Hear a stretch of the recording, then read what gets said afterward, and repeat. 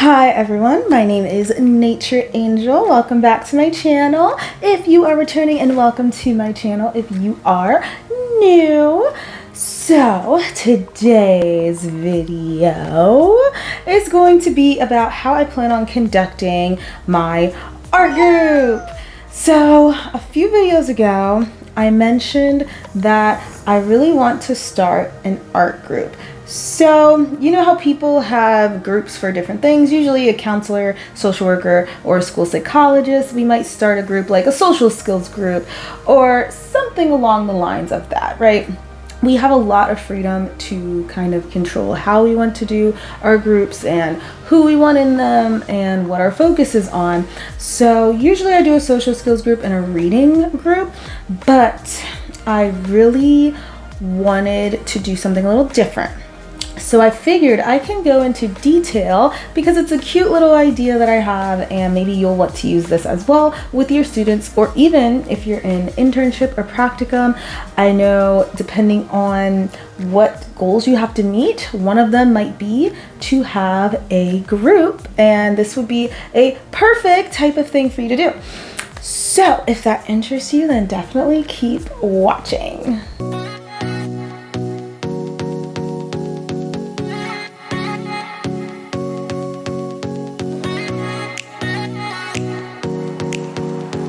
So typically when I have a group, I usually like to run them for about 6 weeks. I know some people do them longer, but I have 2 schools, so I just feel like it's a lot if I run them longer than that. So usually 6 weeks for me is the sweet spot. So in week 1, I'm gonna break it down by each week. Week 1, what I would plan on doing and what I usually do is just introducing the students to each other, to me, let them know where we're gonna meet, when we're gonna meet, and what we're gonna do. So that would include me bringing them at whatever time I plan on getting the students, and we'll sit down and talk about each of the things that we are going to do throughout the weeks. I'll answer any questions that they have, and we'll do like a little icebreaker activity. The whole point of this art group is so that students that might have a difficult time expressing themselves verbally can find other ways to express how they are feeling.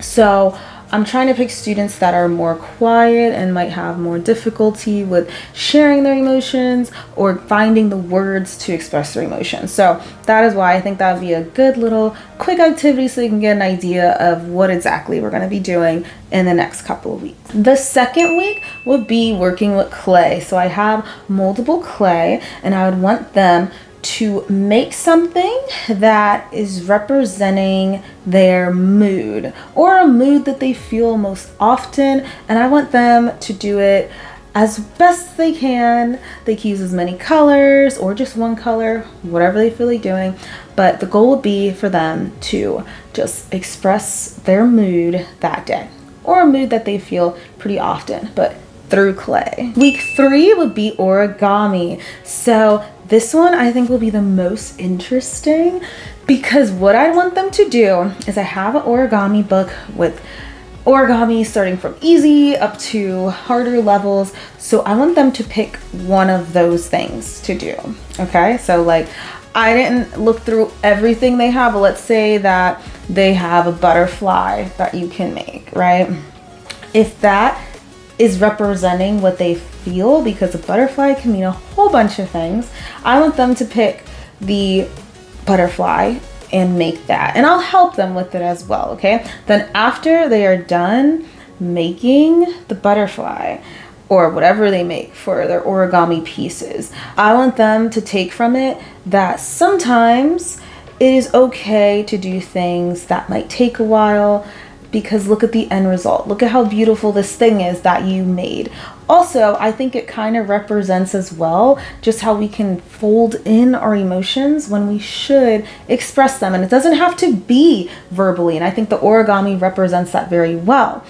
We are picking something that we are doing silently to represent our emotions. And hopefully that will help them to feel better, because that is something you can do. I know, for example, when I'm stressed, and if I have the resources at my house it is fun for me to color. You know, like art is one of those things where you can express yourself. It doesn't have to be coloring. It could be through dance or whatever. For my group, these are the things I'm working on, but I want them to realize that, oh, for me to express myself, it doesn't always have to be me saying it to someone. It can be, it definitely can be, but it doesn't have to be, because I was able to do that just through origami. For week 4, I have the scratch paper where it looks like it's all black, and then when you scratch it, there's rainbow underneath.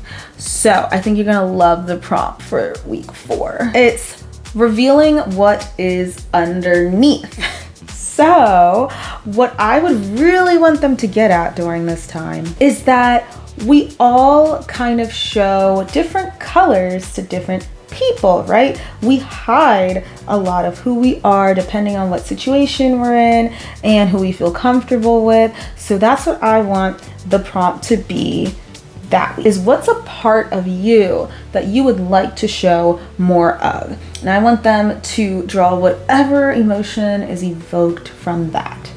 What do they want to show more of? Basically, this is just trying to get them to think and also become more open, because if the student is, let's say, shy, or they feel like there's a part of them that they can't show openly for whatever reason, is there another way we can show it? Can we show it through drawing on scratch paper? So using markers, crayons, colored pencils, whatever they feel comfortable with, that is what we would be doing for week 5, is drawing with those utensils. And specifically, I want them to draw a safe place or a safe person. So it's all about representing, like, where can I feel like I'm okay, like I'm safe, like I'm meant to be here. I want them to express that. And if they feel comfortable, we can all share with each other. And that goes for each week, honestly. After we're done doing each of these activities, if they feel comfortable, we can share what we did and how that made us feel, and if it helped,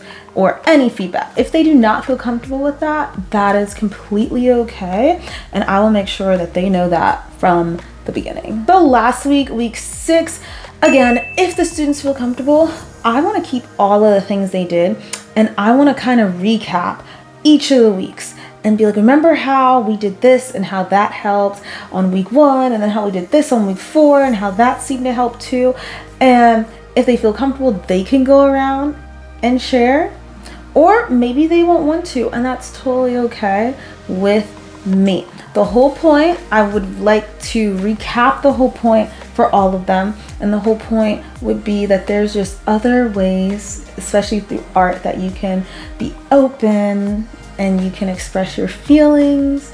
And that art is another form for how you can basically get yourself through the day, get yourself through life. Art can do a lot of things for you, and I want them to know that. We would celebrate however you see fit. I haven't decided that yet. If you want to throw a pizza party or something, if your school allows, that could be an option. What I typically do is I give students something little and cute, like maybe a squishy that they can take to class, and some candy, and like a scented pencil or something, you know, just a couple of little rewards. And I'll let them pick, like maybe they want more of one than the other.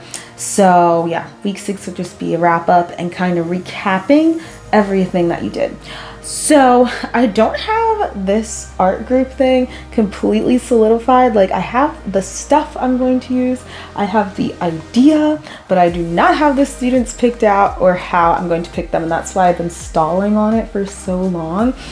But I hope that you guys found this interesting, because I kind of like doing videos like this where I'm just talking about specific things that I do as a school psychologist, because I could talk broadly about school psychology. I can even show you a day in the life as a school psychologist, but I can't show you everything just because of confidentiality.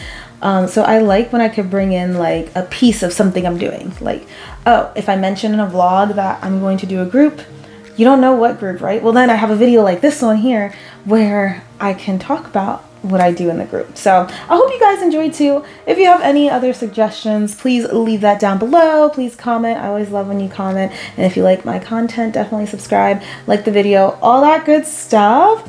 So thank you again. I appreciate you so much. I will see you in the next video. Okay. Bye, guys.